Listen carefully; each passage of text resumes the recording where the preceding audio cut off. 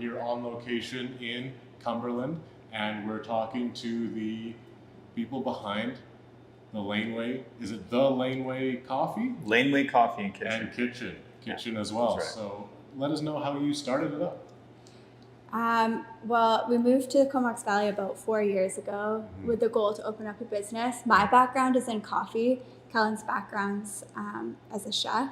Okay. And so we're partners in life and also business. It kind Coffee Kitchen. it became like a natural progression of our relationship and our careers to open this business. Yeah, well, what brought you to the Comox Valley in the first place?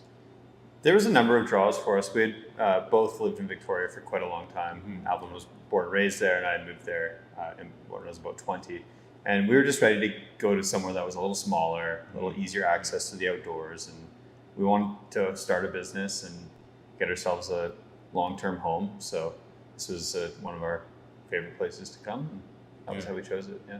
That seems to be a lot of people in Victoria, especially around that time, kind of wanted to get out of the city. And Cumberland was a place where there was enough kind of peace to it, but also enough going on in terms of arts and culture, food. Definitely. That, became kind of an enclave for folks like you. You definitely have that feeling of community, but it doesn't feel isolated like a lot of small towns. Yeah. So I think moving from a big city, that's something that we like about Cumberland. And felt that our business could do well with that kind of environment. Yeah. And again, compared to Victoria as well, it's a pretty saturated market for coffee and for cafes. So thought that there was a lot of opportunity here. When we moved up here, like we had the goal and the intention to open up Laneway, but it was a pretty long process where we ended up opening. This is a new build, and there was a lot of construction delays and stuff during COVID. And so it took much longer than we expected, but both of us found jobs in the community before opening up Laneway. And so that was a really good opportunity to get to know the community and like the regular customers at those businesses that also became our regular customers for coffee and for lunch. Yeah, what was that process like of having to wait on something that had been your plan, been your dream, and part of your reason for moving up here, and all of a sudden it's delayed? It was pretty crazy, to be honest. It was just sort of our reality, and we dealt with it one day at a time, one month at a time. And but yeah, it was a bit of a stressful time for sure, and to not be able to give our employers at the time any sort of accurate window of when we were going to be moving on to our own business, and plus we were storing stuff for so long and everything. It was interesting for sure, and I mean I do think it's the norm for construction. Yeah, and we learned that. And the whole build out and everything was a big learning curve. Definitely took longer than we anticipated. We're not very patient people. I think we really had all of our ducks in a row and we were really ready to go on the project. So yeah, it felt hard for it to be a little bit like the timeline to be out of our control. But I don't know, looking back, it's easier in hindsight. Like we're open now and it feels good. So I'll ask you in a second a little bit more about kind of what your vision is with the food and with the coffee. Do you want to start with your food Yeah, program? starting with the food. Yeah, I mean, we weren't trying to do anything super groundbreaking, but just using good quality ingredients, sourcing stuff from we have farmers in Cumberland that grow some of our ingredients, and we just wanted to make a good product that was consistent and a little bit different than your normal sandwich that you're going to get, and it's made to order, and all the ingredients are made in house. We really went for quality with the menu. It's quite small, as you may have seen. It's just a few options, but our breakfast sandwich was from the very beginning what we were hoping would be our main item, and it absolutely is, which is really cool. And I see you've got on the menu, as you say, it's simple. You've got sandwiches and not sandwiches. Yeah, so exactly. two types of things, basically. Yeah, exactly. So we've got our core sandwiches. Those, most of them rotate in and out off the menu as the season changes. And then our not sandwiches is just salads and bowls and mac and cheese and that sort of thing. What is that? What interests you as a chef? What do you like to do as kind of?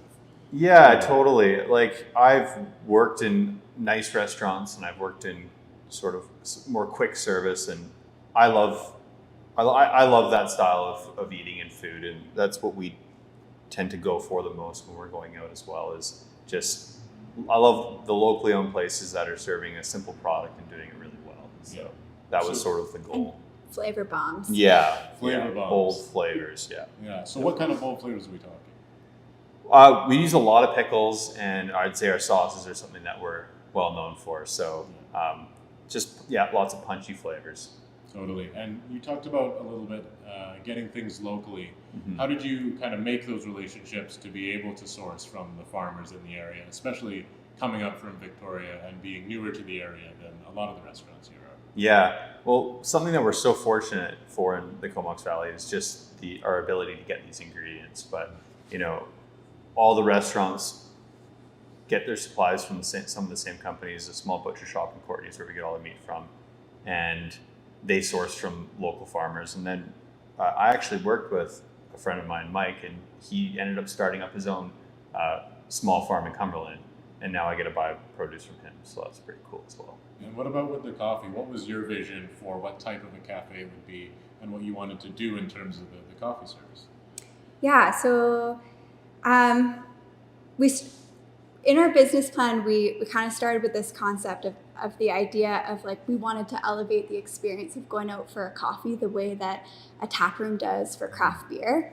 Okay. We want to serve this coffee and high quality coffee and coffee service in kind of this elevated way that still feels approachable, and I think that can draw a lot of inspiration from the craft beer scene and how that's really exploded in the last decade or so. And so like I said, my background's in coffee. I worked for Discovery Coffee for a number of years and worked as a barista starting off there and all through management. And so once we moved here, I knew I wanted to continue that relationship working with them. And so, now we wholesale our coffee from them. But we also bring in a variety of feature roasters, different roasters across Canada that are bringing in some really interesting coffees that I choose to serve on our pour over menu. So we've got Discovery Coffee for some really amazing traditional kind of comforting coffees that we serve as espresso and drip. And then for our feature roasters, I'm bringing in some more like wilder fruit forward coffees, which is something that I think is quite unique in the Valley. That's not something that we've kind of seen in this space before. And when you talk about a coffee tasting like chocolate or like strawberry, it's usually the case, right, that it doesn't actually have that in it. It's just that the tastes we recognize and name those things can arise in other ways, and in this case from the bean. Exactly, yeah. And often when we talk about tasty notes, it's the aroma and then the balance of bitterness, acidity, and sweetness in the coffee or in any product really. And that's why I like to sometimes make comparisons with wine or beer, because I feel like often people are more familiar with tasty notes. When you look at a bottle of wine, there isn't necessarily strawberries in it, but there could be a strawberry tasty note. And that's just what, when you're drinking it, it reminds you of. Mm-hmm. Yeah. And you talked a little bit on that note about wanting to do coffee in the way that a lot of places do craft beer. What are some of the ways you're doing that? You talk about kind of specialty coffees, the way that it's graded, as well, kind of the trying to have notes in there that people can recognize. What do you think will kind of make that shift to where people are treating a good coffee like a good craft beer? I think that's a good question. I think that it really comes down to having the knowledge about coffee. I think more and more people are learning about these other specialty, handmade products like wine or beer or craft spirits or what have you. And I think that coffee is almost a little bit behind when it comes to education. It's something that I think has always been kind of just seen as this affordable luxury. And I think that I am hoping to bring education behind it at Laneway for the staff and for customers in an approachable way. And hopefully, by sharing my passion can kind of, elevate coffee in people's eyes and perspective. Tasting wise, variety-wise, is there a key to kind of understanding the widening world of fruit forward and different specialty coffees and developing a palate for that? I think just to go for it and try, whenever you have the opportunity to just try different things when and taste it in comparison with one another. Yeah. And when Avelyn and I first met, to be honest, I liked coffee flavored coffee. That was what I liked, and it took me quite a while not to force myself to like these fruit style coffees, but it was just a gradual progression for me where suddenly that was what I was craving. Just natural. And that was just from trying them and experimenting. So. Yeah. It's fun. Yeah. Yeah, but for so many people, it's just purely functional. I need to wake up. I need Totally. to Exactly. Yeah. That's But okay. it can be, can be something more than that and something to kind of indulge in. Yeah, absolutely. All right. Well, thank you for indulging me and sitting down and talking with me. This is the Laneway Coffee and Kitchen here in Cumberland, where we are on location with Island Sound and Story.